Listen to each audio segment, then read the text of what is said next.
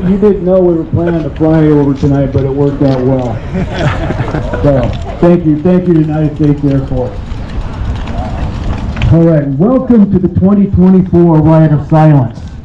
This year, this event is sponsored by the Bellevue Bicycle Club and the Omaha Peddlers Club.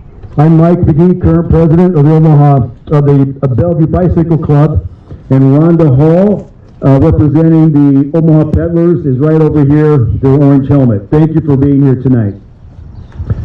Also, as we begin tonight, I'd like to recognize and say a thank you to Bellevue Mayor Rusty Hike and the members of the City Council.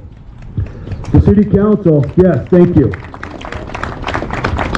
Mayor Hike and the City Council designated May 13th through May 19th as Bike Week for the City of Bellevue, and today, May 15th, as Ride of Silence Day.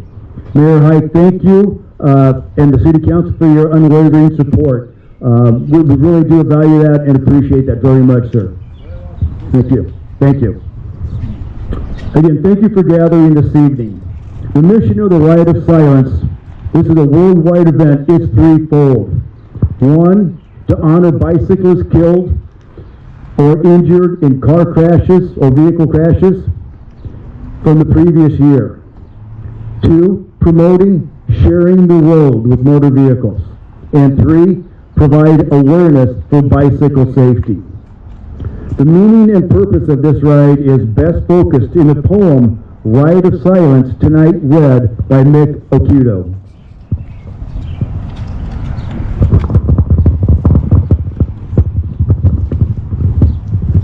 Unaccustomed as I am. The Ride of Silence. Tonight we number many, but ride as one. In honor of those not with us, friends, mothers, fathers, sisters, and sons. With helmets on tight and heads down low, we ride in silence, cautious and slow. The wheels start spinning in the lead pack, but tonight we ride and no one attacks. The dark glasses cover our tears, remembering those we held so dear. Tonight's ride is to make others aware the road is there for all to share. To those not with us or by our side, may God be your partner on your final ride. Thank you, Mick. As many of you know, 2023 was a very deadly year for cyclists in the state of Nebraska. There were 6 fatal crashes, more than the previous 5 years combined. Tonight we honor those 6 cyclists by reading their names, followed by a moment of silence. And I'll read them in chronological order. January 6th, Gregory White Dress, age 46, in Omaha at the intersection of Saddle Creek in California. June 7th, Merlin Anderson, age 76, near Gering on Highway 26. August 24th, John Mayfield, age 77, in Lincoln on North 84th Street. September 10th, Dr. Matthew Lataha, age 47, near Valley, near the intersection of 252nd and Rainwood Road. September 16th, John Turpin, age 45, at the intersection of 72nd Street and Pratt Street in Omaha. And December 10th, Whit Richards, age 2, in Eagle, at the intersection of South 6th Street and E Street. May we have a moment of silence to remember the lives of our 6 fellow cyclists that are no longer with us. And during this moment of silence, please say a prayer for safety for all the rest of our cyclists.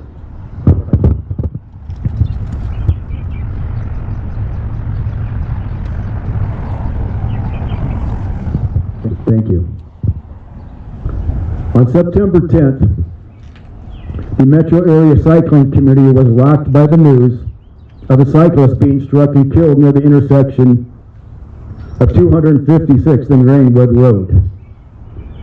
The crash took place on a sunny Sunday morning around 10:30 in a very low traffic area. The cyclist killed was Dr. Matthew Lataha, an Omaha cardiologist and avid cyclist. To this day, many of us still ask the question, how did this happen?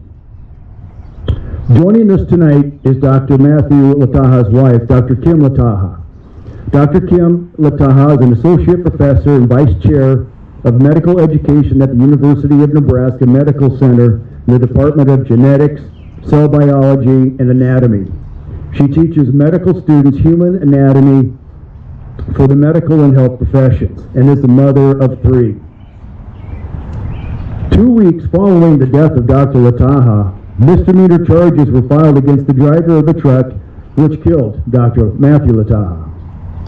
Disappointed in the charges and penalties in her husband's case, Kim is currently fighting to change Nebraska law regarding motor vehicle homicide in the state of Nebraska.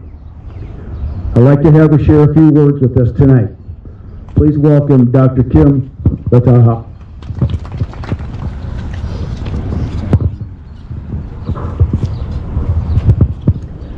Thank you.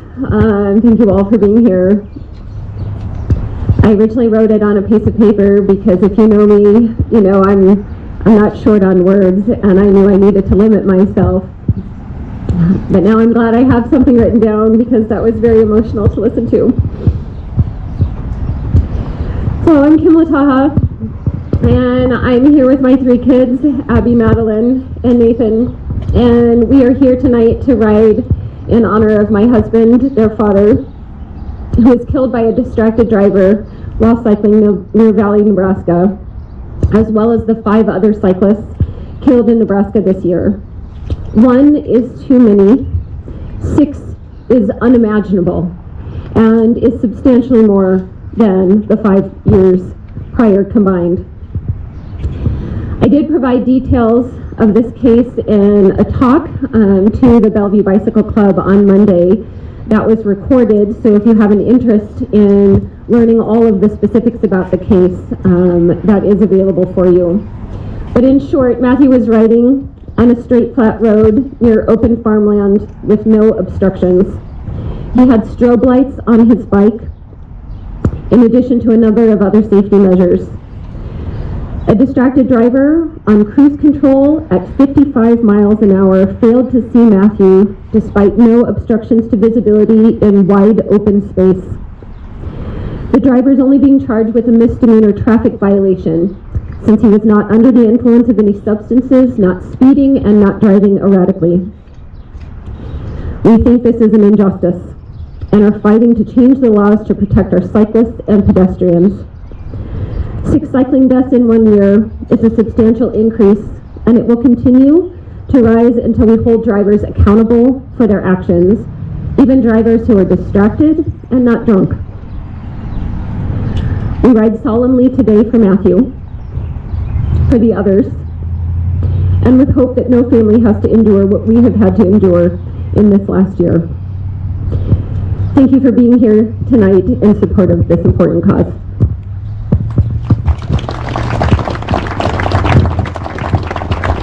Thank you, Doctor. We appreciate that.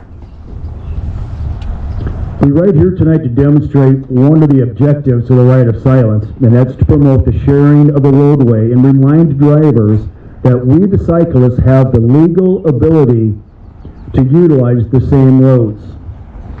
One of the other purposes is to promote bicycle safety by making ourselves as visible as possible. And in that effort, you see many of us wearing these bright yellow vests, the reflective vests. And these vests were donated generously by Turner Technology. And for that, Gary Bren, we thank you for that. Gary, where are you?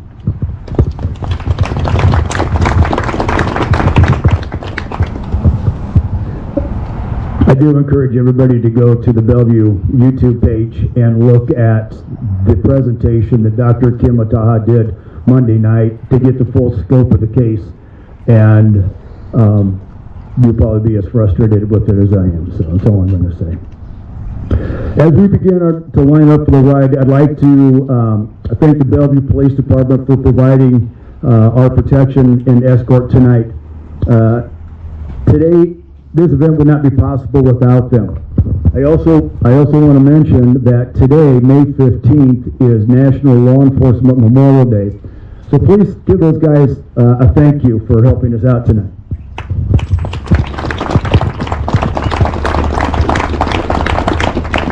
I'd like to remind you that this is a solemn event. Please keep conversations to a minimum. If you need to speak, use a soft voice.